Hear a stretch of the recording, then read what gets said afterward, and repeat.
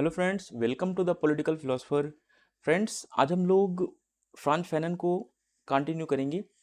ये हमारा western political thought में एक नया चैप्टर स्टार्ट होगा और Franz Fanon most important topic है आपका।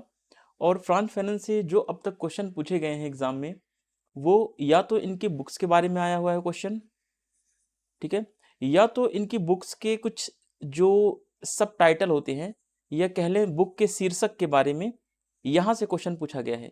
ठीक है, तो इस तरीके से अभी तक जो क्वेश्चंस का तरीका है फ्रांज फैनन के बारे में, वो बुक के ऊपर ही ज़्यादातर क्वेश्चन पूछा गया है, या तो कुछ इनके क्रांति संबंधी विचार भी अलग अलग एग्जाम में पूछे गए हैं। तो उन सबको हम एक एक करके यहाँ पर समझने का प्रयास करेंगे और देखेंगे कि क्या क्या चीज़ें फ्रांज फैनन के बारे में एग्जाम के पॉइंट्स ऑफ व्यू से मोस्ट इंपॉर्टेंट है और किन किन चीज़ों को हम अच्छे तरीके से सीखेंगे। चलिए देखते हैं इनका एक सामान्य सा परिचय।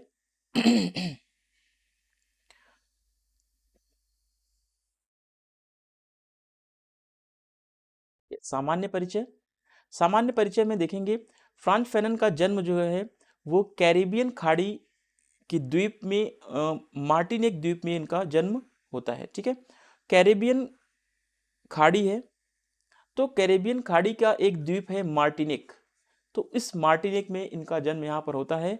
और फ्रांज फैनन है, ये क्या है, एक मनोरोग विशेषज्ञ हैं।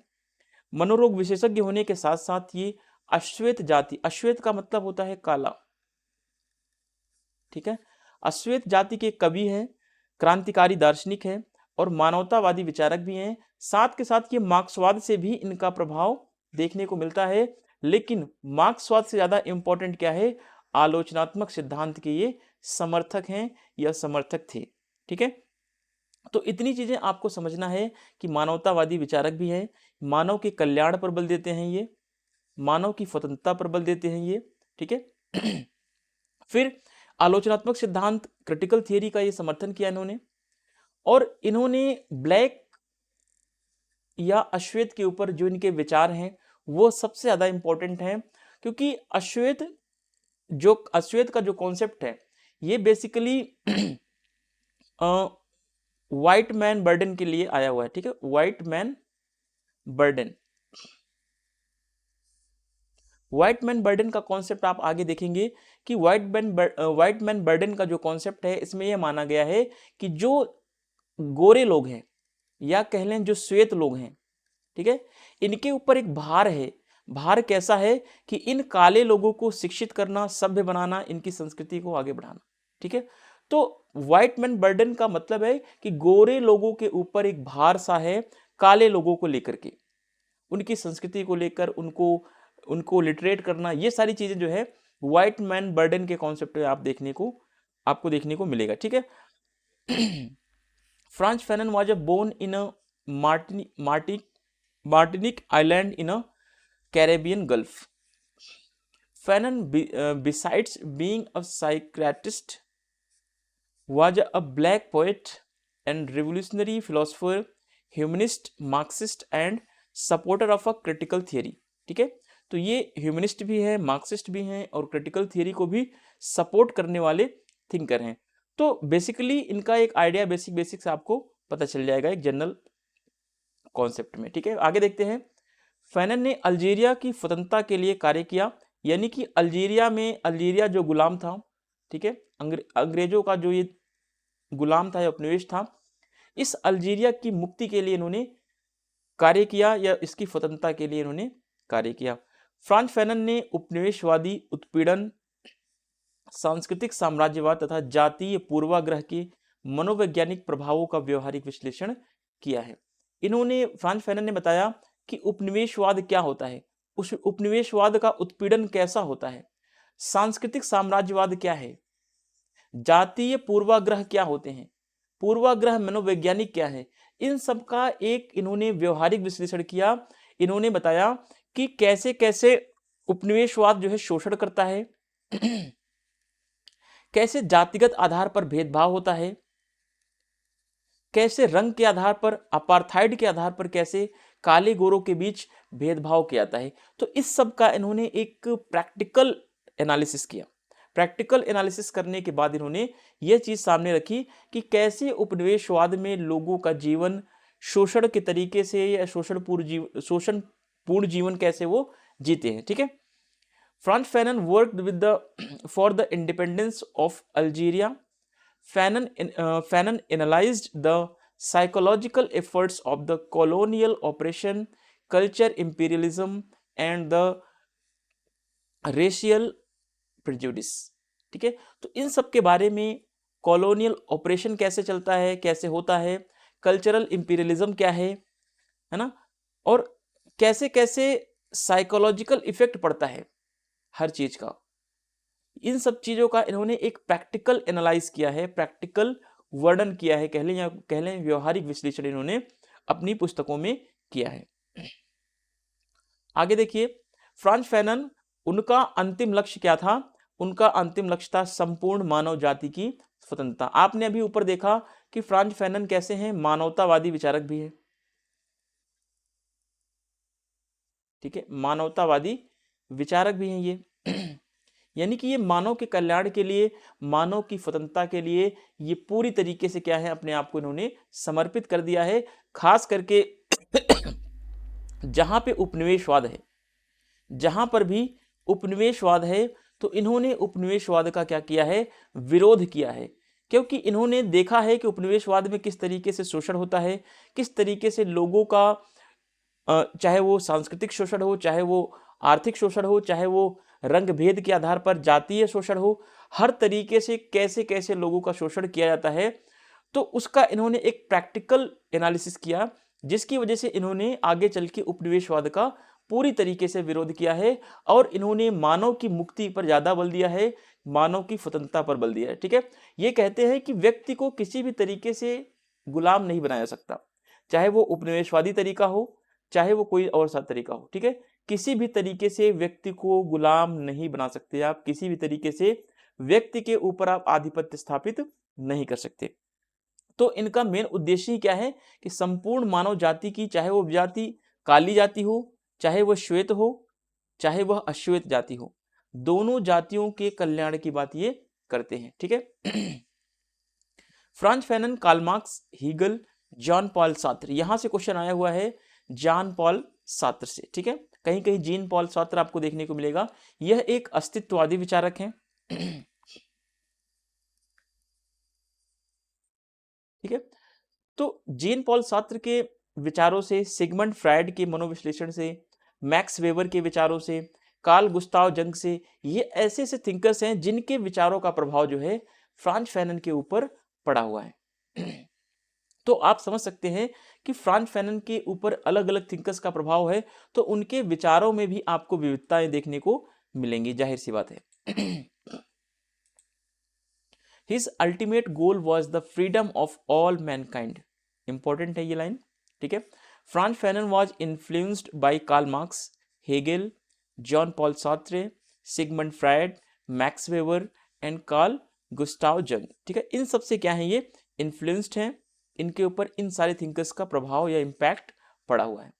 तो अब आगे चल के आप नई नई चीज़ों को सीखेंगे, नए नए कॉन्सेप्ट को सीखेंगे। ठीक है, अब इनकी कुछ बुक्स के बारे में देख लेते हैं। अब खास करके क्या रखना है आपको याद, इनकी बुक्स का क्रम याद रखना है। ठीक है, सीक्वेंस या क्रोनोलॉजिकल ऑर्डर जो होता है उनको आप याद रखेंगे। कभी कभी ऐसा भी क्वेश्चन पूछा सकता है कि ब्लैक स्किन व्हाइट मास्क, आपको याद है बुक किसकी है?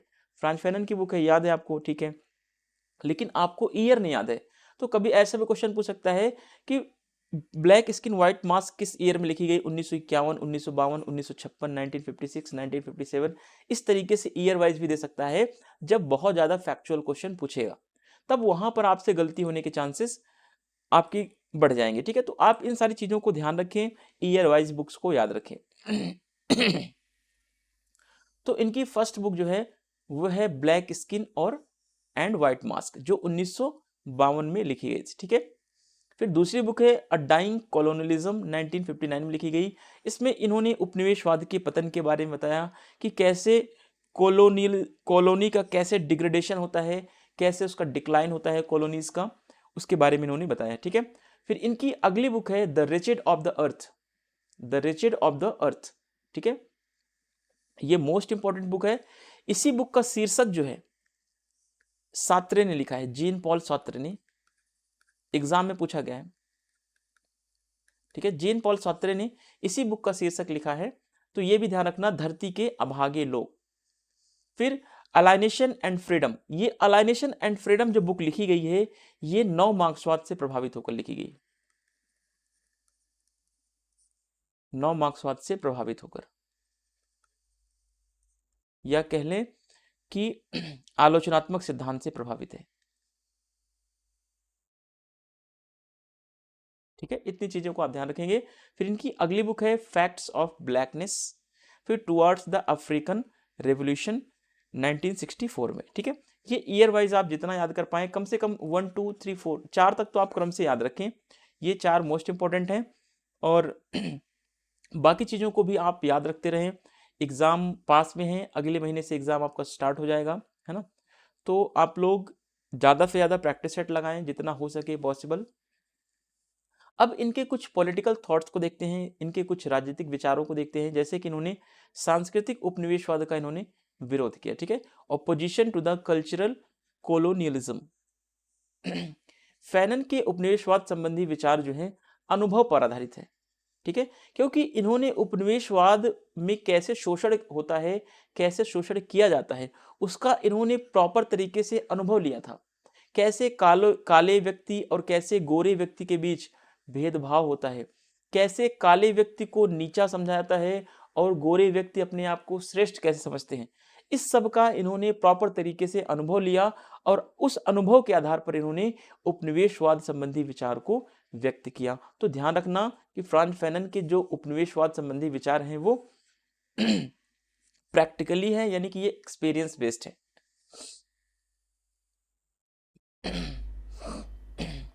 फैनन के अनुसार उपनिवेशवाद उत्पीड़न का विस्तृत ढांचा है जो जातीय व सांस्कृतिक श्रेष्ठता का मुखौटा लगाकर पूंजीवाद के आर्थिक स्वार्थों की पूर्ति करता है। तो आपको दो चीज समझना है, एक तो यह मार्क्सवाद का समर्थक है।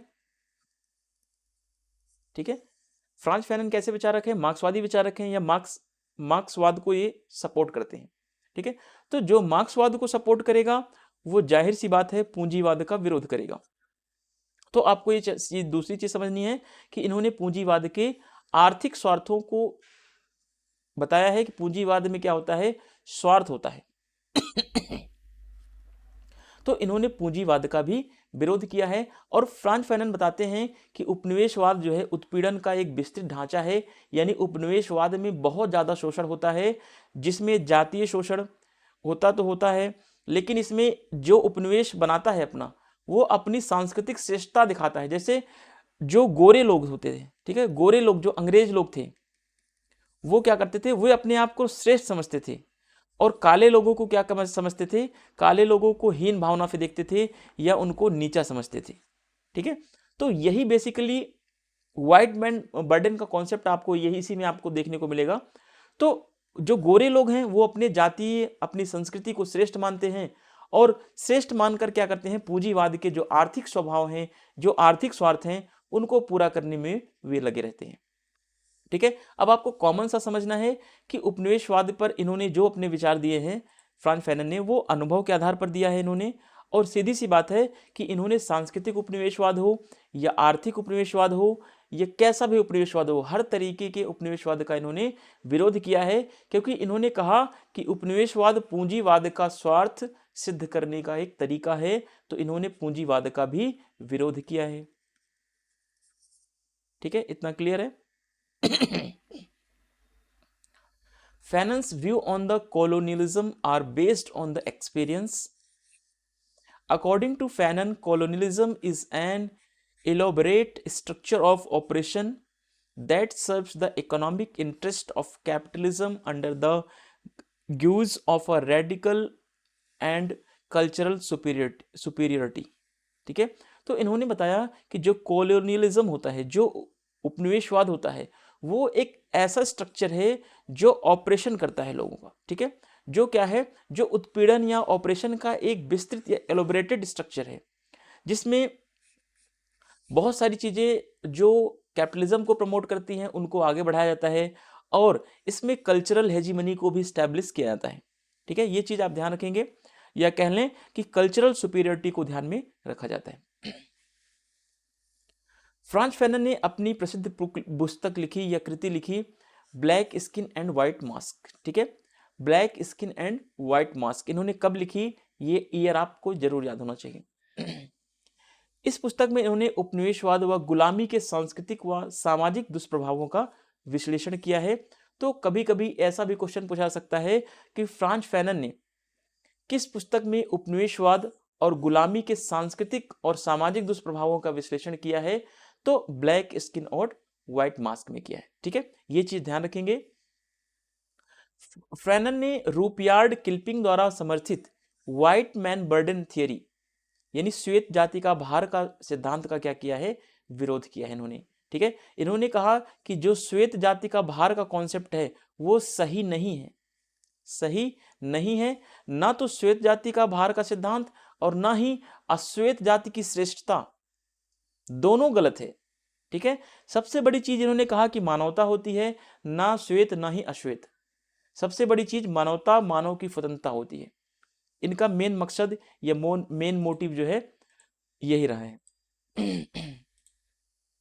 चलिए, फ्रांज फैनन के अनुसार श्वेत जातियां नस्लीय श्रेष्ठता के भाव से ग्रसित हैं, यानी ये कह रहे हैं कि गोरे लोग जो होते हैं वे अपने नस्ल को, अपने जाति को, अपने जो उनकी रेसेस है उसको सुपीरियरिटी दिखाने की कोशिश हमेशा करते रहते हैं, और काले लोगों को हमेशा नीचा दिखाने की कोशिश करते रहते हैं। और वहीं दूसरी तरफ बात करें तो काले लोग अपनी संस्कृति को आगे दिखाते हैं, और गोरे लोगों की संस्कृति को अडॉप्ट करने के चक्कर में, या गोरे लोगों की संस्कृति को अडॉप्ट नहीं करना चाहते हैं। तो दोनों चीजें हैं, इसीलिए फ्रांज फैनन ने दोनों चीजों का विरोध किया, कि श्वेत जाति का भार का भी विरोध किया और अश्वेत जातियों की श्रेष्ठता का भी विरोध किया। ये बात ध्यान रखना, कहीं ऐसा ना हो कि आप लोग गलती कर दें। ठीक है, चलिए, Fanon has analysed the cultural and social ill effect of colonialism and slavery in the famous work Black Skin and White Mask. Important है।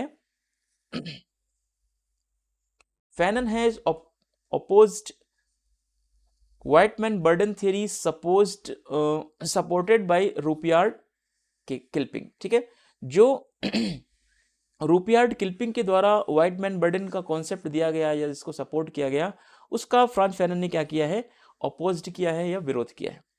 According to Franz Fanon, white races suffers from a feeling racial superiority। ठीक है, racial superiority को face करती हैं ये अपनी superiority को या अपनी रेशियल को ये ज्यादा श्रेष्ठ दिखाने के चक्कर में व्हाइट्स लोग हमेशा आगे रहते हैं। अब देखिए, जातीय व सांस्कृतिक श्रेष्ठता के इनके नकली मुखौटे के पीछे इनका मूल मंतव्य होता है तृतीय विश्व के गुलाम देशों के भौतिक मानवीय संसाधनों का दोहन व शोषण कर पूंजीवादी आर्थिक हितों की पूर्ति करता है। ठीक है, तो अब फ्रांज फैनन बताना चाह रहे हैं कि जो गोरे लोग होते हैं वो जातीय और सांस्कृतिक श्रेष्ठता क्यों दिखाते हैं, क्योंकि उनका उद्देश्य होता है कि तीसरी दुनिया को गुलाम बनाओ, और गुलाम बनाकर वहां के जो भौतिक संसाधन हैं, मानवीय संसाधन हैं, उनका शोषण करो, उनका दोहन करो और अपने पूंजीवादी आर्थिक हितों को पूरा करो। इसीलिए गोरे लोग जो होते हैं वो अपनी संस्कृति को श्रेष्ठ दिखाने के चक्कर में हमेशा रहते हैं, या अपनी संस्कृति को हमेशा श्रेष्ठ दिखाने के प्रयास में लगे रहते हैं। ठीक है, फिर आगे फैनन कहते हैं कि श्वेत जाति का भार, यानी जिसे अश्वेत जातियों को सभ्य बनाने का भार श्वेत जातियों पर है, इसको क्या बोला जाता है, श्वेत जातियों का भार। यानी श्वेत जाति के ऊपर भार है, कैसा भार, कि काले लोगों को सभ्य बनाने का भार जो है गोरे लोगों पर है, इसी को बोला जाता है व्हाइट मैन बर्डन। ठीक है, the burden of a white man race. यह भी क्या है, एक कपोल कल्पना है, एक झूठी कल्पना है। फ्रांज फैनन कहते हैं कि जो श्वेत जाति का भार है यह क्या है, एक कपोल कल्पना है, एक मिथ्या है, एक फॉल्स इमेजिनेशन है।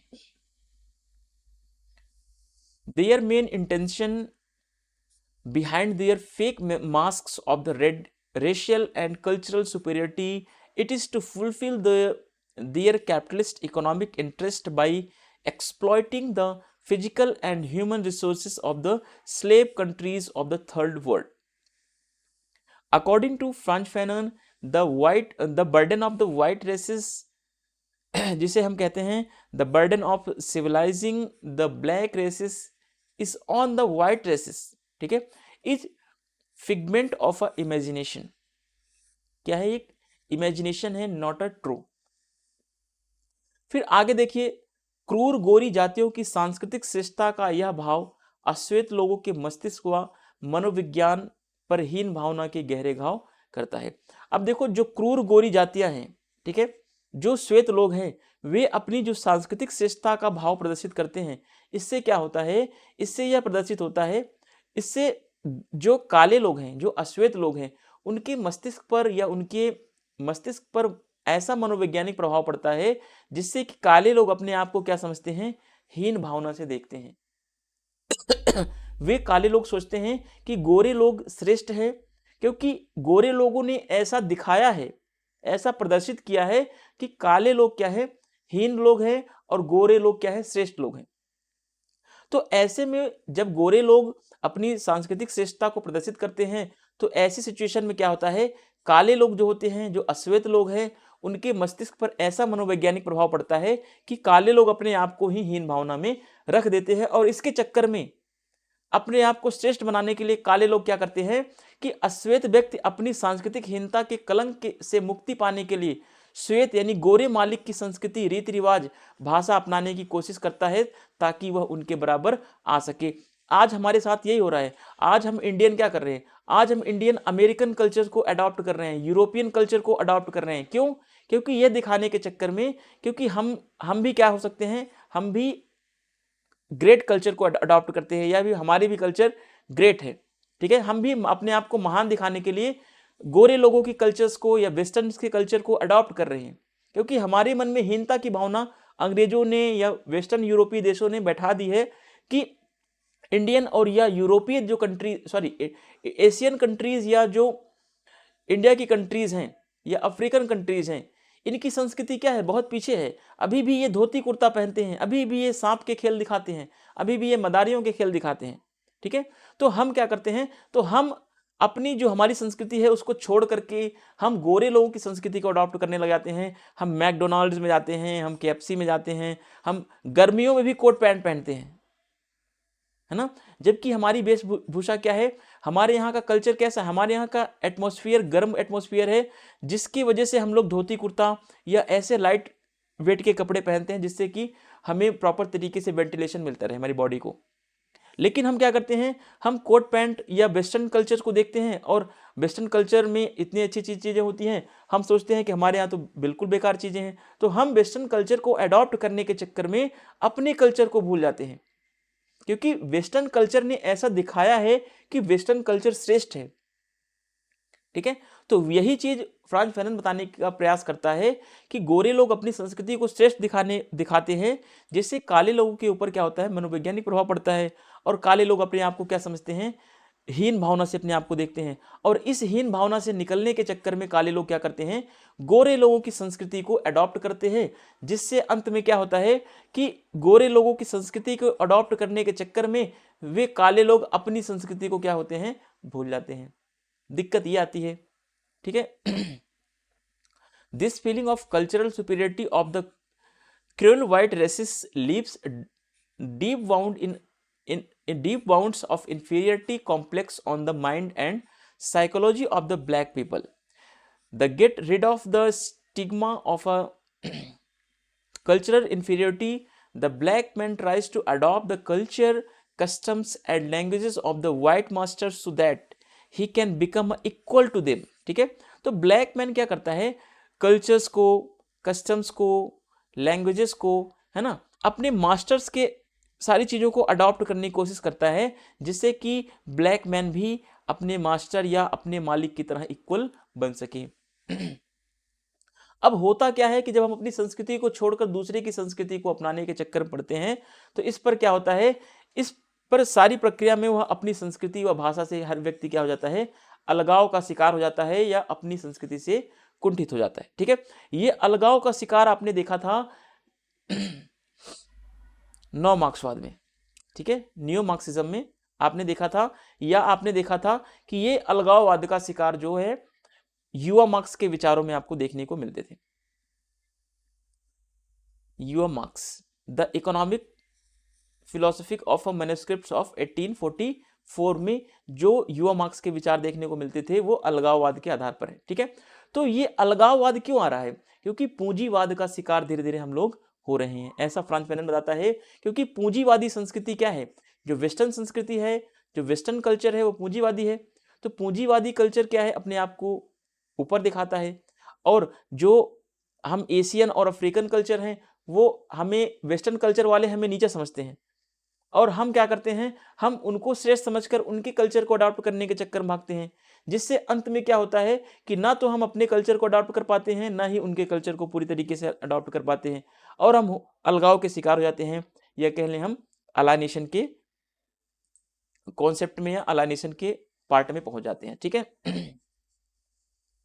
फैनन के अनुसार जैसे श्वेत जाति का भार एक मिथ्या है, वैसे ही अश्वेत जाति के गौरव का भाव भी क्या है? एक झूठा है या मिथक है, जिसका उपयोग कोई देसी नेता एक तंत्री या तानाशाही शासन स्थापना में कर सकता है। इसका विचार पूरी दुनिया में लागू नहीं हो सकता, ये बात ध्यान रखना। श्वेत जाति का भार और अश्वेत जाति का गौरव ये दोनों बकवास चीजें हैं, ऐसा फ्रांस फैनन बताता है। ठीक है, फ्रांस फैनन कहता है दोनों क्या है? कोरी कल्पना है, मिथक है, कुछ भी नहीं है। इसका उपयोग केवल एक देसी नेता या रीजनल पॉलिटिक्स में किया जा सकता है, या कह लें तानाशाही में, जैसे हिटलर मुसोलिनी ने नाजीवाद में किया था, तो वैसे आप यूज कर सकते हो। अदरवाइज इसका कोई इंपॉर्टेंस नहीं है, कोई इंपैक्ट इसका नहीं है। But in this whole process, he becomes the frustrated by becoming a victim of alienation from this culture and languages. ठीक है, according to Fanon, just as the burden of the white race is myth, the feeling of pride of the black race is also myth, which can be used by a native leader to establish the autocratic and dictatorial rule. France Fanon ने अपनी रचना a dying colonialism में Algeria के मुक्ति संग्राम व पुरातन अश्वेत सांस्कृतिक प्रथाओं की वापसी का सकारात्मक वर्णन इस पुस्तक में इन्होंने किया है। अल्जीरिया की मुक्ति के लिए इन्होंने अ डाइंग कोलोनियलिज्म में बात की है, संग्राम की या पुरातन अश्वेत संस्कृति को कैसे वापस लाएं, है ना, कि काले लोग अपनी संस्कृति को कैसे दोबारा से पा सकते हैं, उसके बारे में इन्होंने बताया है अ डाइंग कोलोनियलिज्म में।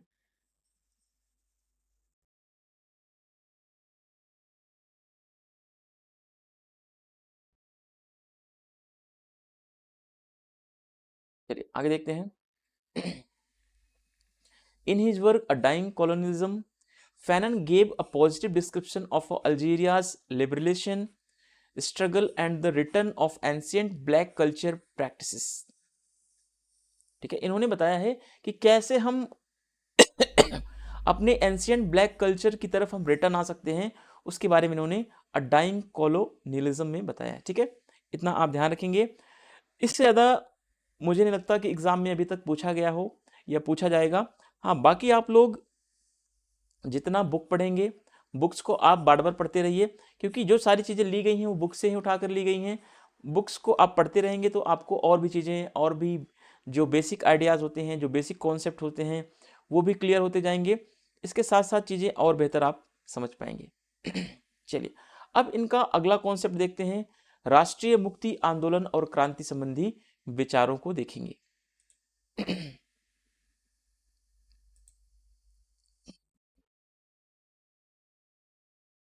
द रिचर्ड ऑफ द अर्थ जो 1968 में लिखी गई, इसके अंतर्गत फ्रांस फैनन ने राष्ट्रीय मुक्ति आंदोलनों का एक व्यापक परिदृश्य प्रस्तुत किया है। ठीक है, तो इन्होंने राष्ट्रीय मुक्ति आंदोलन का एक व्यापक संदर्भ किस पुस्तक में दिया है? तो the wretched of the earth में दिया है। फ्रांस फैनन के अनुसार मुक्ति आंदोलन का स्रोत न तो शहरी मध्यम वर्ग है, ध्यान रखना, और न ही अफ्रीकी संस्कृति की ओर लौट चलने की प्रेरणा है। ठीक है, इन्होंने कहा कि मुक्ति आंदोलन का प्रेरणा स्रोत क्या है? न तो मध्यम वर्ग है, न तो शहरी मध्यम वर्ग है, और न ही हम अफ्रीकी संस्कृति की तरफ लौट चलें तब भी मुक्ति आंदोलन का स्रोत हमारे पास नहीं आएगा। In The Wretched of the Earth 1961, Fanon presented the broad picture of a national liberation movement. According to Fanon, the sources of liberation movement is neither the urban middle class nor the urge to return the African culture. अब फिर उन्होंने आगे बताया कि अफ्रीकी एकता के लिए हमें क्या करना चाहिए। इन्होंने कहा कि अफ्रीकी एकता के लिए एक दलीय अधिनायक तंत्र उपयुक्त नहीं है, ठीक है, क्योंकि इसमें व्यक्तिगत आकांक्षा की प्रधानता रहती है। अफ्रीकी एकता के लिए इन्होंने कहा कि एक दलीय शासन व्यवस्था अफ्रीकी एकता के लिए उपयुक्त नहीं है, बल्कि बहुदलीय व्यवस्था होनी चाहिए, क्योंकि एक दलीय व्यवस्था में क्या होता है, जहां पे एक दलीय अधिनायक तंत्र आ जाएगा, इसमें फिर व्यक्ति की आकांक्षा महत्वपूर्ण हो जाती है, व्यक्ति की इच्छाएं या व्यक्ति के महत्व ज्यादा इंपॉर्टेंट हो जाते हैं, ठीक है। अब राष्ट्रीय मुक्ति आंदोलन के लिए इन्होंने कहा कि क्रांति आवश्यक है, बिना क्रांति के राष्ट्रीय मुक्ति नहीं मिल सकती, ये देश को आजादी नहीं मिल सकती। इसके लिए इन्होंने देहाती किसानों में विद्यमान क्रांति की क्षमता को कहा कि पहचानना चाहिए और देहाती किसान समुदाय के साथ मिलकर काम करना चाहिए, ऐसा इन्होंने कहा। तो अब इससे ये पता चलता है कि आपने जब माओ पढ़ा था तो माओ ने भी क्या बोला, माओ ने भी यही कहा था कि जो क्रांति होगी, क्रांति का अग्रदूत कौन होगा, क्रांति का पैनियर कौन होगा, तो किसान होंगे या कृषक वर्ग होंगे, ठीक है।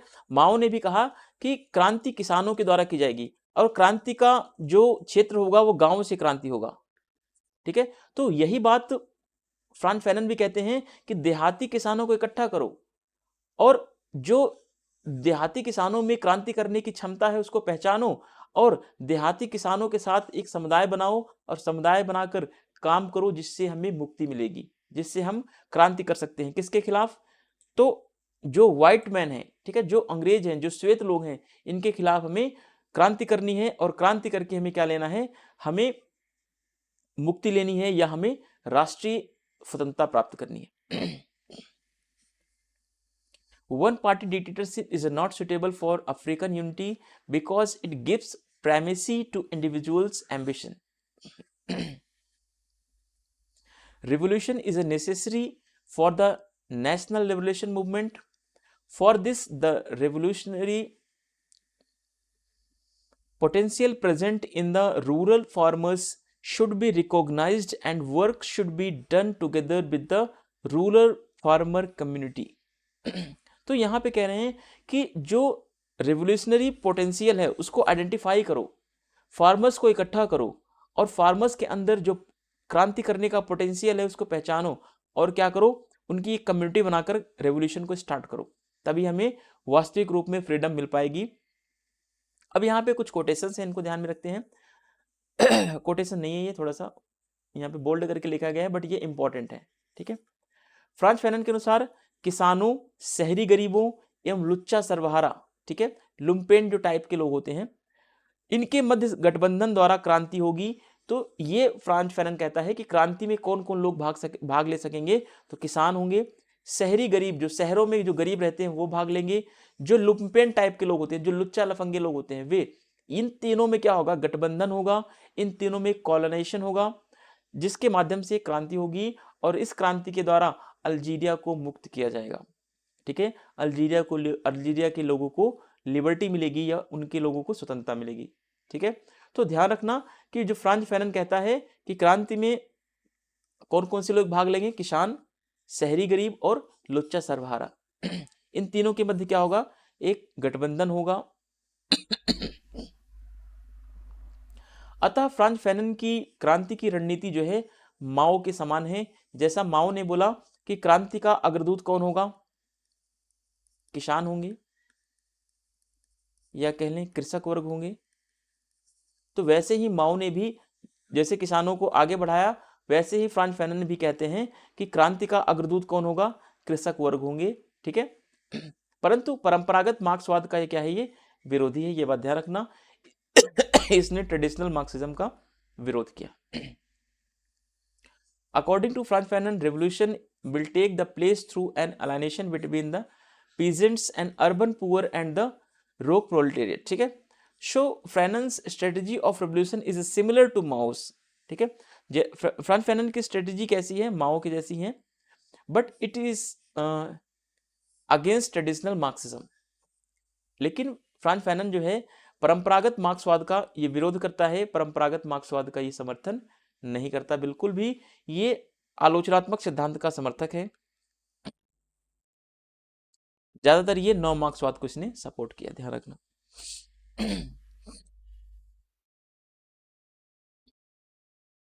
चलिए अब देखते हैं नव मानववाद की अवधारणा क्या है। Concept of a new man का कॉन्सेप्ट क्या है।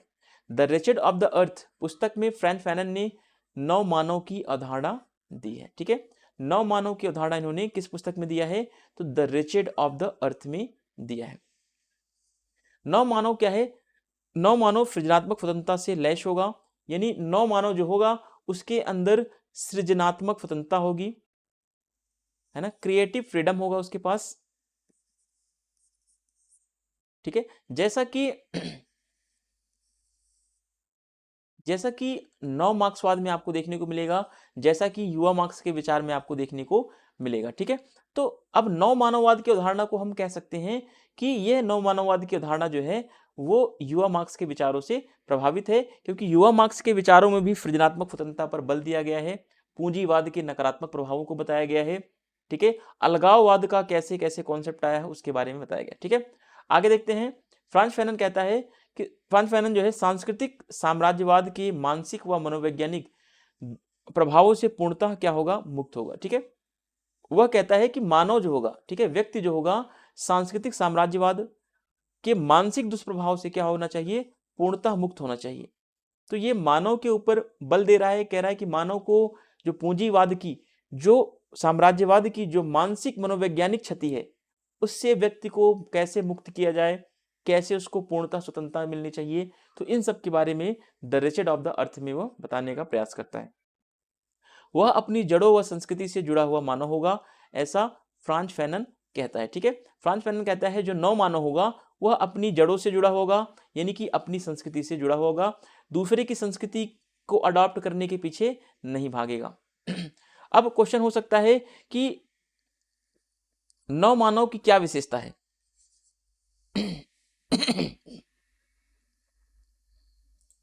यहां पे थोड़ा सा समझ लेते हैं। अब यहां से क्वेश्चन अगर एग्जाम में बनेगा तो कैसे बन सकता है, एक बार थोड़ा सा ध्यान रखिए कि फ्रांज फैनन के नव मानव की अवधारणा के बारे में कौन कौन से कथन सही हैं। ठीक है, तो पहला कथन दे सकता है कि नव मानव की अवधारणा का वर्णन इन्होंने the wretched of the earth में किया है, तो पहला स्टेटमेंट सही हो जाएगा। फिर दूसरा स्टेटमेंट दे देगा, पहला स्टेटमेंट ये हो जाएगा, दूसरा दे देगा कि नव मानव जो होगा, फ्रांज फैनन का नव मानव जो होगा वो सृजनात्मक स्वतंत्रता उसके पास रहेगी, या सृजनात्मक स्वतंत्रता उसके पास मौजूद रहेगी, तो ये भी स्टेटमेंट सही हो जाएगा। ठीक है, फिर अगला स्टेटमेंट आ जाएगा कि नव मानववाद, ठीक है, फ्रांज फैनन का नव मानव कैसा होगा, नव मानव सांस्कृतिक साम्राज्यवाद के मानसिक दुष्प्रभाव से क्या होगा, पूर्णतः मुक्त होगा। तो ये बात भी क्या है, बिल्कुल सही हो जाएगा। क्वेश्चन, जब क्वेश्चन का स्टैंडर्ड बढ़ेगा ना तो इसी तरीके से क्वेश्चन पूछे जाते हैं। अगला क्या उसकी विशेषता होगी नव मानववाद की, फ्रांज फैनन के जो नव मानव है उसकी क्या विशेषता है कि वह अपनी जड़ों से जुड़ा हुआ होगा, अपनी संस्कृति से जुड़ा होगा, वह दूसरे की संस्कृति को अडॉप्ट नहीं करेगा, वह दूसरे की श्रेष्ठ संस्कृति के पीछे नहीं भागेगा, बल्कि नव मानव की जो संस्कृति है, जो बेसिक संस्कृति है उसकी, उससे वह जुड़ा हुआ होगा। तो इस तरीके से जब आप पढ़ेंगे तो सारे पॉइंट्स आपको एज अ क्वेश्चन के रूप में दिखेंगे, तो आप इस तरीके से अपनी प्रिपरेशन को कंटिन्यू करते रहिए। ठीक है, अब मैं आप लोगों को इस बारे में कोई कमिटमेंट नहीं करूंगा कि अगली वीडियो कब आएगी या नेक्स्ट वीडियो कब आएगा या फिर जल्दी ही मैं कंप्लीट कराऊंगा वीडियो, क्योंकि जितनी बार मैंने देखा है कि जितनी बार मैंने कमिटमेंट किया है उस कमिटमेंट को कभी भी मैंने फुलफिल या पूरा नहीं कर पाया हूँ। ठीक है, रीज़न क्या होता है कि कभी कभी ऐसा भी होता है कि कोई इंसान, मेरे साथ ऐसा होता है हमेशा कि जो मैं बोलता हूँ वो होता ही नहीं कभी जीवन में, कभी वो कार्य पूरा नहीं होता है ना।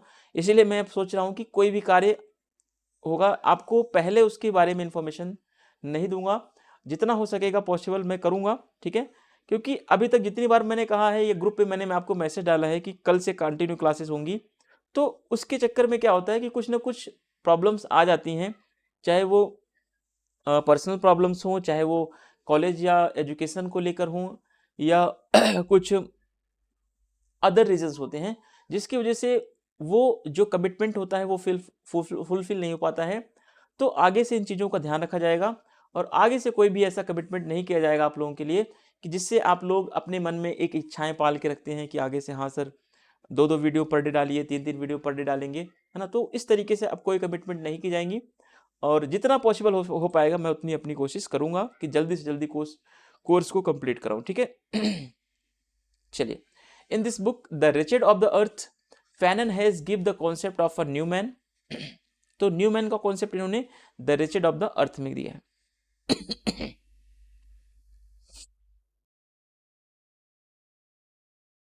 The new man will be equipped with the creative freedom. तो जो न्यू मैन होगा उसके पास क्रिएटिव फ्रीडम होगी। ही will be completely free from the mental and psychological effect of the cultural imperialism. तो जो न्यू मैन होगा, ठीक है, फ्रांस फैनन का जो न्यू मैन है वो इंपीरियलिज्म, कल्चरल इंपीरियलिज्म के साइकोलॉजिकल इफेक्ट से पूरी तरीके से क्या होगा, पूरी तरीके से फ्री होगा। He will be human being connected with the roots and the culture. जो न्यू ह्यूमन होगा वो अपने रूट से कनेक्टेड होगा और अपने कल्चर से कनेक्टेड होगा, वो दूसरे के कल्चर को देख करके अडॉप्ट नहीं करेगा, ठीक है। तो ये न्यू ह्यूमन के फीचर्स हैं इसके।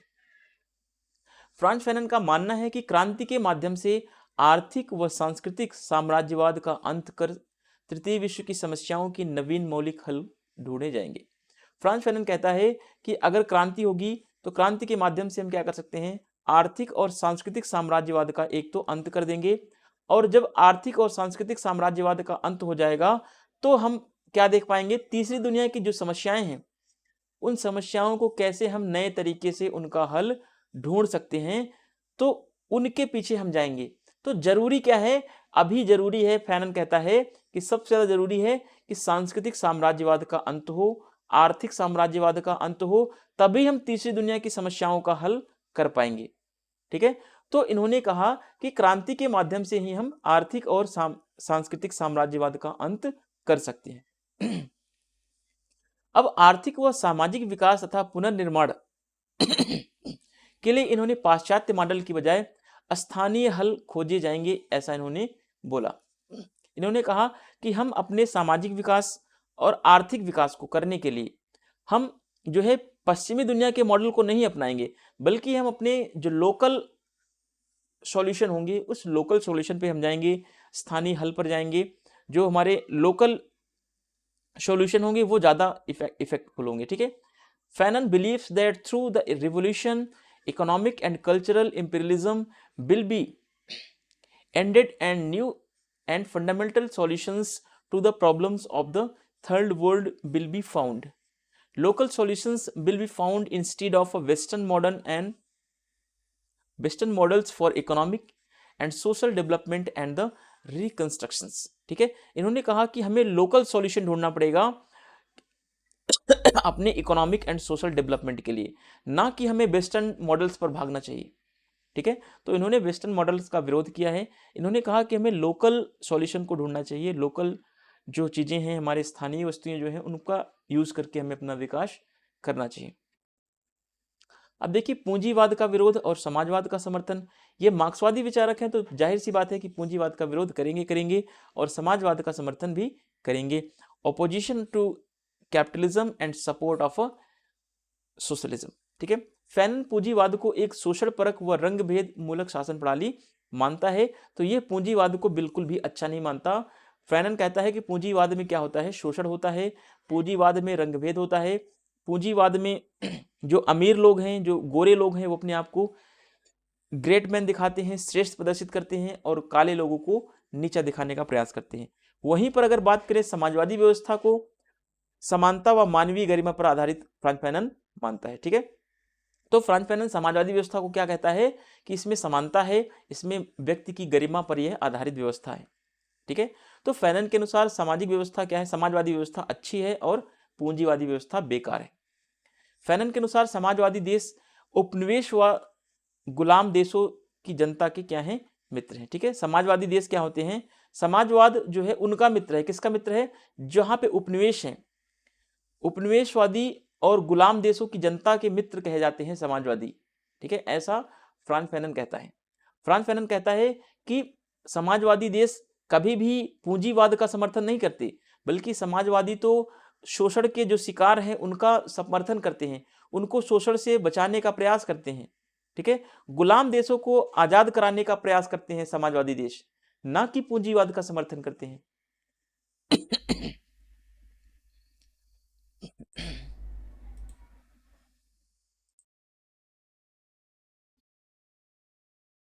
चलिए, Fanon considers capitalism to be an exploitative and apartheid based system of a governance.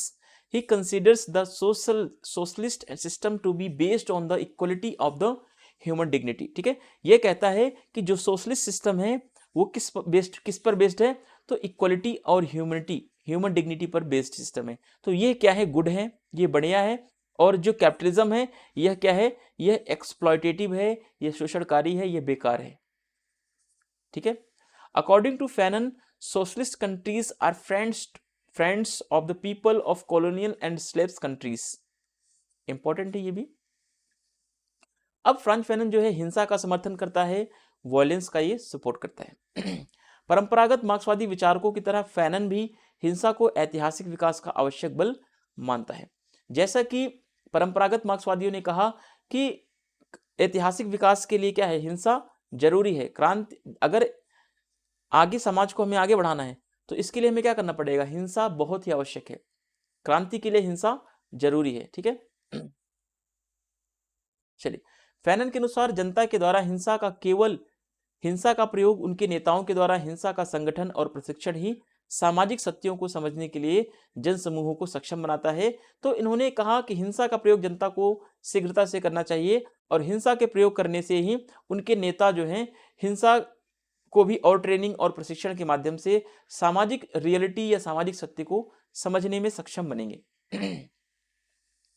Like a traditional Marxist thinker, Fanon also considers violence to be a necessary force of a historical development. According to Fanon, only the use of a violence by the masses, the organization of training of a violence by their leaders enables the masses to the understand of social truth. अब देखिए, अधिकांश बुद्धिजीवी वर्ग भी लूट में अपना हिस्सा प्राप्त कर बुर्जुआ का सहयोग करते हैं। तो ये कह रहा है फ्रांज फैनन कि जो ज्यादातर बुद्धिजीवी वर्ग होते हैं वे भी उपनिवेशवाद में पूंजीवाद का समर्थन करते हैं और लूट मचाते हैं और लूट करके अपना हिस्सा जो है बुर्जुआ से प्राप्त करते हैं और बुर्जुआ का सहयोग करते रहते हैं। फैनन कहता है, स्टेटमेंट है कि यूरोप ने हमारे देशों पर हाथ डाला है और हमें उनकी उंगलियों को काटना ही होगा ताकि वे हमें छोड़ दें। तो ये क्या है, इंपॉर्टेंट कोटेशन है, इनको आप ध्यान में रखेंगे। Most of the intellectuals also cooperate with the bourgeoisie by getting their share in a loot. Fanon, Europe has laid its hand on our countries and we must cut off their fingers so that they will let us go. ठीक है, तो ये चीज आपको quotations याद रखने हैं। Quotations में आपको कुछ भी ऐसा नहीं सोचना है कि कोटेशन नहीं याद करने हैं, सारे कोटेशंस इंपॉर्टेंट हैं। बुक्स आपको इंपॉर्टेंस देखने को मिलेंगी, जो हेडिंग्स हैं ये भी आपको देखने को मिलेगा। आपको देखने के साथ साथ आपको क्या है कि याद रखना है हेडिंग्स को भी। ठीक है, हिंसा का इसने सपोर्ट किया है, ठीक है, पूंजीवाद का विरोध किया है, समाजवाद का समर्थन किया। आप एक हेडिंग मोटा मोटा अगर याद कर लेंगे तो आप मोटे मोटे आइडिया से भी आप क्वेश्चन को सही कर ले जाएंगे। कोई बहुत बड़ा तीर चलाने वाला काम नहीं है, इसमें रॉकेट साइंस नहीं है। ठीक है, अब देखिए, अब हेडिंग ही क्या है कि किसान क्रांति के अग्रदूत के रूप में होंगे। तो सीधी सी बात है, आप कितना भी सारा कुछ पढ़ेंगे उसमें यही चीज सामने निकल के आएगा कि किसान क्या है। किसान को फ्रांज फैनन ने किसानों को क्रांति का अग्रदूत बना दिया, यानी क्रांति का नेतृत्व जो है किसानों के हाथों में इसने सौंप दिया। Peasants as the forerunners of a revolution. तो आपको हेडिंग से ही बेसिक आइडिया रिवीजन करने में मिल जाएगा। तो आप कोशिश करें कि अगर आपका बेसिक कॉन्सेप्ट क्लियर है, फैक्चुअल डेटा क्लियर है, तो आप एग्जाम में अभी 1 महीने का टाइम और बचा है, तो आप हेडिंग के थ्रू भी आप जो भी आपके पॉइंट्स हैं उनको भी आप रिपीट करके समझ सकते हैं चीजों को। देखते हैं, फैनन ने क्रांति के सिद्धांत में औद्योगिकी मजदूर अफ्रीका में एक सुविधाभोगी वर्ग बन गया है जो बुर्जुआ का मित्र है तथा क्रांति का विरोधी है। तो देखो, अब यहां पर इन्होंने क्या बताने का प्रयास किया है कि फैनन के क्रांति के सिद्धांत में इन्होंने कहा कि जहां पे औद्योगिकीकरण है, जहां पे इंडस्ट्रियलाइजेशन है, वहां के मजदूर जो हैं, ठीक है, कैसे हो चुके हैं, सुविधाभोगी बन चुके हैं, यानी कि वे अब आलसी हो चुके हैं, अब वे क्रांति नहीं करना चाहते हैं, अब वे बुर्जुआ का सहयोग कर रहे हैं, क्योंकि औद्योगिकीकरण के कारण वहां के मजदूरों को क्या हो रहा है, लाभ मिल रहा है, पैसा मिल रहा है, जिससे वे अपना जीवन आसानी से चला रहे हैं, अपना लग्जरी जीवन जी रहे हैं। तो उनको क्रांति करने की जरूरत क्या है, ठीक है। तो अब फ्रांज फैनन बताने का यही प्रयास करता है कि जहां पे औद्योगिकरण ज्यादा है, वहां पे मजदूर क्या हो चुके हैं, एक सुविधा भोगी बन चुके हैं, और वे बुर्जुआ यानी कि अमीरों के यह मित्र बन चुके हैं, और क्रांति का समर्थन ये नहीं करते हैं, ठीक है, क्रांति के विरोधी हैं। इसका कारण यह है कि बुर्जुआ राष्ट्रीय संसाधनों की जो लूट करता है, उसका एक हिस्सा किसको देता है, मजदूरों को देता है, जिससे मजदूर जो है बुर्जुआ के खिलाफ क्रांति नहीं करता है, सीधी सी बात है, ठीक है। आप किसी के खिलाफ अगर देखो सीधी सी बात है कि मैं आपको बोलता जाऊं कि आप मेरा वीडियो देखते जाओ, वीडियो देखते जाओ, वीडियो देखते जाओ, और आप बोलोगे कि सर मुझे पीडीएफ चाहिए, पीडीएफ चाहिए, पीडीएफ चाहिए, ठीक है। तो अगर मैंने 70 पीडीएफ बनाए हैं या 200 वीडियो बनाए हैं, 200 पीडीएफ बनाए मैंने, अगर उसमें से मैं आपको 10-15 पीडीएफ दे दूं तो आप चुप हो जाओगे, आप नहीं बोलोगे। अगर मैं उसमें से एक भी ना दूं आपको, तब आप क्रांति कर दोगे। तो यही सिचुएशन क्या है, यही सिचुएशन फ्रांज फैनन बताता है कि जो जो बुर्जुआ राष्ट्रीय संसाधन, जो अमीर वर्ग जो हैं, जो देश के संसाधनों का शोषण के माध्यम से लूटते हैं, उसका एक हिस्सा, थोड़ा सा भाग जो है मजदूरों को दे देते हैं, जिससे मजदूरों का भी लाभ हो जाता है, इससे मजदूर जो है क्रांति नहीं करता है। तो ये चीज भी ध्यान रखनी है, ठीक है। तो ये चीजें बहुत इंपॉर्टेंट हैं कि जब मजदूरों को उनका शेयर मिल रहा है तो मजदूर क्रांति नहीं कर रहे हैं। In Fanon's theory of revolution in the industrial workers became an opportunistic class in Africa who were friends the bourgeois and the opponents of a revolution. The reason of this that the bourgeois give us part of the loot, they make the national resources the organized working classes. अब Franz Fanon के अनुसार Africa में जनवादी सशस्त्र क्रांति करने की क्षमता केवल अफ्रीकी किसानों के पास है, क्योंकि अफ्रीकी किसानों के पास, ये क्यों कहता है, क्योंकि फ्रांज फैनन कह रहा है कि अफ्रीका में जो मजदूर हैं, ठीक है, अफ्रीका के मजदूरों को लाभ मिल रहा है, किससे, उद्योगों से। तो वो तो लाभ मिल ले रहे हैं, तो वो क्रांति नहीं करेंगे, सीधी सी बात है। क्रांति कौन करेगा, केवल और केवल अफ्रीका के किसान करेंगे, क्योंकि किसानों को कोई लाभ नहीं मिल रहा, बल्कि किसानों का क्या हो रहा है, शोषण हो रहा है। तो अफ्रीका के केवल किसानों के अंदर ही क्षमता है जो क्रांति कर सकते हैं। तो इसीलिए आपको एक कॉमन सा सेंस रखना है कि फ्रांज फैनन ने किसानों को ही अग्रदूत बनाया क्रांति का। According to Fanon, only the African peasantry has the capacity to carry out the democratic armed revolution in Africa.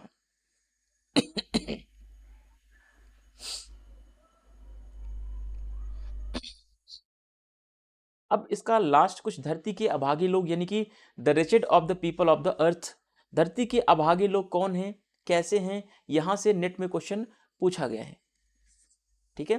Franz Fanon की इस प्रसिद्ध पुस्तक की प्रस्तावना जो है, महान फ्रांसीसी अस्तित्ववादी विचारक, मार्क्सवादी विचारक जॉन पॉल सार्त्र, ठीक है।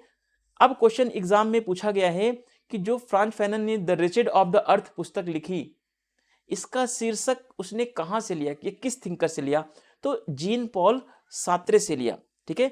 जीन पॉल सार्त्रे एक अस्तित्ववादी मार्क्सवादी विचारक भी है, ध्यान रखना, ये नेट के पेपर में पूछा गया है, इसीलिए स्टार बना के आप इसको रख लीजिए, ठीक है। यह पुस्तक तब लिखी गई 1961 में, जब अल्जीरियाई स्वतंत्रता संग्राम ने अपने पूरे उफान पर था, ठीक है।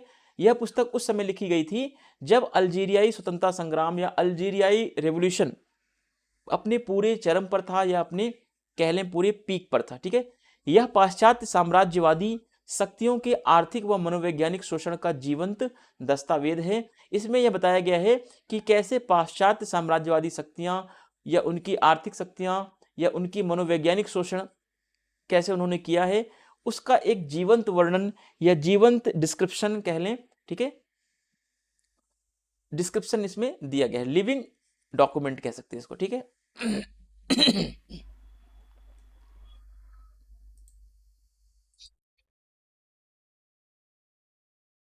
The preface of the famous book of Fanon's has been written by the great existentialist Marxist thinker Jean-Paul Sartre. ठीक है, this book was written in 1961 when the Algerian freedom struggle was at its peak. ठीक है, यह book उस time पे लिखी गई जब अल्जीरियन फ्रीडम क्या था, अपने पीक पर था. ठीक है, this is living document of the economic and psychological exploitation of the western imperialistic powers. इसमें वेस्टर्न इंपीरियलिस्टिक पावर्स के एक्सप्लॉयटेशन को दिखाया गया है, कैसे उन्होंने साइकोलॉजिकल, कैसे उन्होंने इकोनॉमिक एक्सप्लॉयटेशन किया है, उसके बारे में यह क्या है, एक लिविंग डॉक्यूमेंट कह सकते हैं, एक जीवंत दस्तावेज कह सकते हैं. ठीक है, फैनन इसमें व्यक्ति पूजा, पश्चिमी संस्कृति व अतीत की अफ्रीकन संस्कृति के गुणगान से बचने की सलाह देता है. इस पुस्तक में फ्रांज फैनन ने बताया कि हमें पश्चिमी पूजा या पश्चिमी संस्कृति को नकारना पड़ेगा और अफ्रीकन संस्कृति के गुणगान से भी हमें बचने की सलाह उसने दे दी. ठीक है, ना तो हम पश्चिमी संस्कृति को अडॉप्ट करेंगे, ना ही हम अपनी संस्कृति को बहुत महान बताने का प्रयास करेंगे. ठीक है, अब आगे इसने बताया कि गुलाम अफ्रीकन की हिंसा के बारे में फैनन लिखते हैं कि यह आदमनीय हिंसा न तो शोर शराबा है, न ही बर्बर प्रवृत्तियों का उभार, न ही असंतोष का परिणाम है, यह एक मनुष्य द्वारा स्वयं का क्या है, पुनर्निर्माण है. तो यह कोटेशन है, यह कथन है, आप इसको याद रखेंगे. ठीक है, Fanon advises against idolatry in western culture and glorification of African culture of the past. Regarding the violence of the enslaved Africans, Fanon writes, this irrepressible violence is neither a hue and cry nor the manifestation of a barbaric instincts, nor the result of a discontent. It is a man remarking of himself. तो most important quotations हैं. कुछ हम questions को देख लेते हैं. ठीक है, अब यहां पे कुछ 5-6 क्वेश्चन को हम प्रैक्टिस में ले लेंगे. बाकी अभी ये आपका फाइनल क्वेश्चन नहीं है, ये बात ध्यान रखना. ये कुछ ऐसे क्वेश्चन हैं जो आपको एक आइडिया लग जाए कि आपको नेट में कैसे क्वेश्चंस, या बीपीएससी का आप प्रैक्टिस सेट लगा रहे हैं, बीपीएससी के एग्जाम में कैसे क्वेश्चन पूछाते हैं, तो उसके बारे में आप थोड़ा सा एक आइडिया ले सकते हैं. ठीक है, उत्तर औपनिवेशिक अध्ययनों में प्रभावशाली द रिचर्ड ऑफ द अर्थ 1961 में किसने लिखी, तो सीधी सी बात है, फ्रांज फैनन ने ये बुक लिखी थी. ठीक है, फ्रांज फैनन ने द रिचर्ड ऑफ द अर्थ 1961 में लिखी थी. दूसरा क्वेश्चन है, फ्रांज फैनन ने अपने किस रचना में कहा कि श्वेत प्रजाति के द्वारा अश्वेत पर सांस्कृतिक प्रभुत्व स्थापित किया गया है. ठीक है, फ्रांज फैनन ने अपनी किस पुस्तक में कहा कि श्वेत प्रजाति के द्वारा अश्वेत पर सांस्कृतिक प्रभुत्व स्थापित किया गया है, तो इन्होंने कहा था अ black skin and white mask. ठीक है, black skin and a white mask में कहा कि श्वेत जाति के द्वारा अश्वेत प्रजाति पर सांस्कृतिक प्रभुत्व स्थापित किया जा रहा है. In which his work Frantz Fanon said cultural dominance of the black has been established by the white race. तो black skin and a white mask ये कब लिखी गई, ये भी बताना है कब लिखी गई. ठीक है, अगला क्वेश्चन है, ब्लैक स्किन व्हाइट मास्क के अध्याय चैप्टर नंबर 6 का शीर्षक क्या है. ठीक है, ब्लैक स्किन और व्हाइट मास्क जो बुक लिखी गई उसमें उसके 6ठे अध्याय का शीर्षक क्या है, तो उसके 6ठे अध्याय का शीर्षक है निग्रो और psychopathology. What is the title of the chapter 6 of black skin and white mask, तो the Negro and psychopathology. Question number 4 है, कौन सी पुस्तक फ्रांज फैनन की है. ठीक है, the fact of blackness, towards the African revolution, alienation of a freedom, all of the above. तो सभी पुस्तकें फ्रांज फैनन की है. ठीक है, तो ऑल ऑफ द अबव हो जाएगा आपका करेक्ट आंसर. क्वेश्चन नंबर 5 देखते हैं, फ्रांज फैनन ने अपनी किस पुस्तक में राष्ट्रीय मुक्ति आंदोलन का व्यापक परिदृश्य प्रस्तुत किया है. ठीक है, अब इसमें आपको थोड़ा सा ध्यान रखना है क्योंकि इन्होंने डाइंग कॉलोनियलिज्म में भी इन्होंने उपनिवेशवाद के अंत के बारे में बोला है. लेकिन क्वेश्चन क्या है कि राष्ट्रीय मुक्ति आंदोलन का व्यापक परिदृश्य किस पुस्तक में प्रस्तुत किया है, तो इन्होंने प्रस्तुत किया है the wretched of the earth में. ठीक है, करेक्ट ऑप्शन आपका हो जाएगा C. In which of his in which of his book did Franz Fanon present a broad picture of the national liberation movement? तो the wretched of the earth. Question number 6 देखते हैं।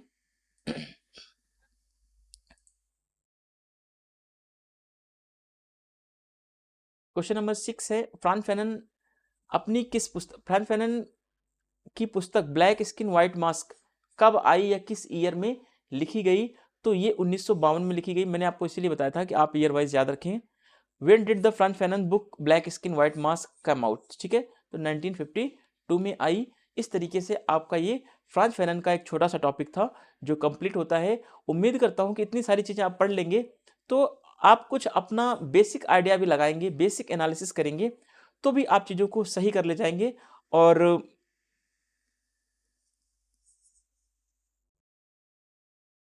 Video आपको अगर पसंद आ रही हो तो प्लीज चैनल को लाइक सब्सक्राइब और शेयर जरूर करें, है ना। वीडियो लेट क्यों होता है, बहुत सारे रीजन है, मैंने आपको पहले बता दिया। अब मैं आपको ये नहीं बताऊंगा कि मैं अगले दिन से 2 वीडियो डालूंगा या 3 वीडियो डालूंगा, जितना मुझसे हो पाएगा, जितना मैं कोशिश कर पाऊंगा। हाँ, वीडियो कंप्लीट करूंगा, 10 यूनिट पूरा पढ़ाऊंगा, ये मेरा प्रॉमिस है। चाहे इसके लिए मुझे 1 साल लग जाए या इसके लिए 2 साल लग जाए, ठीक है। बस आप इतना समझ के चलिए कि इतना टाइम नहीं लगेगा, क्योंकि मैं जो बोलता हूँ वो डेफिनेटली होता नहीं। क्योंकि कभी कभी ऐसी किसी की, कहते हैं कि कोई कोई मनहूस आवाज़ किसी की होती है तो वो चीज़ें पूरी नहीं होती। तो मैं जो कहता हूँ पता नहीं क्या रीज़न है वो कभी नहीं पूरा होता। तो इसलिए अब मैं सोच रहा हूँ कि ये चीज़ मैं नहीं बोलूँगा कि कितने महीने में कितने दिनों में कंप्लीट कराऊंगा, कितने वीडियो अपलोड करूँगा। हाँ, बट ये प्रॉमिस करूँगा जरूर कि कोर्स कंप्लीट होगा, ठीक है, कोर्स कंप्लीट होगा चाहे कितना भी टाइम लग जाए। मिलते हैं नेक्स्ट वीडियो में, तब तक के लिए चैनल को देखते रहें, लाइक सब्सक्राइब शेयर करते रहें। वीडियो पसंद आए तो जरूर शेयर करें। Thank you, thanks for watching.